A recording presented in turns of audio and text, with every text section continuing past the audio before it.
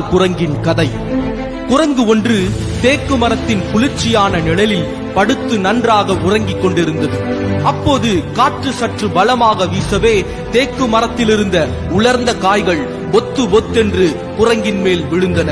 கற்களால் அடிப்பட்டது போல எழும்பிய குரங்கு, ஐயோ, யாரோ என்னை கல்லால் அடிக்கிறார்கள் என்று அலறியபடி வாரி சுருட்டிக் கொண்டு எழுந்தது.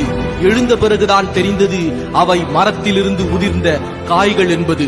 குரங்குக்கு தேக்கு மரத்தின் காய்கள் மீது கொள்ளாத கோபம் வந்துவிட்டது. உங்களை என்ன செய்கிறேன் பாருங்கள் என்று சொல்லி அவற்றை காலால் ஓங்கி ஓங்கி மிதித்தது.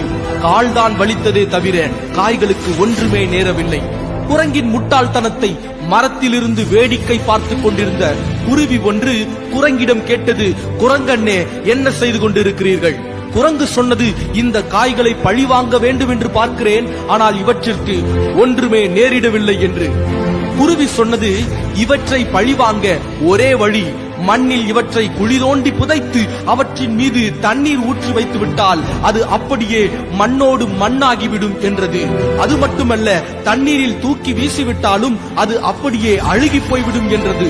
குருவி சொன்னதை உண்மை என்று நம்பிய குரங்கு அன்று முதல் இன்று வரை தேக்கு விதைகளை தேடி தேடி பிடித்து பழிவாங்கி வருகிறதாம். அது ஆற்றில் எரிந்த விதைகள் வெகு தூரம் பயணித்து கரை ஒதுங்கும் இடமெல்லாம் தேக்கு தோப்புகள் உருவாகி வருகின்றன.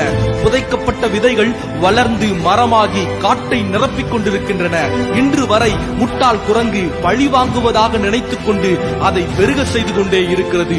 ஊழியர்களையும் கிறிஸ்தவர்களையும் ஒழிப்பதாக நினைத்துக் கொண்டு பிசாசும் இப்படித்தான் நம்மை புதைப்பதும் தொலைதூரம் போய்விடும்படி வீசி எறிவதுமான காரியங்களை செய்து கொண்டு வருகிறான். நாமோ அக்கினியில் எரியப்பட்டாலும் ஆயிரங்களாய் முளைத்து பரம்புகின்ற விதைகள் என்பது அவனுக்கு தெரியாதல்லவா? ரோமர் 8:36 சொல்லுகிறது, கிறிஸ்துவின் அன்பை விட்டு நம்மை பிரிப்பவன் யார்?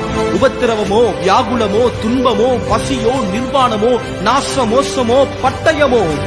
இப்படி அவன் எந்த துன்பத்தில் நம்மை புதைக்க அழிக்க எண்ணினாலும் நாம் தான் விருட்சமாக எழுந்து நிற்போம்.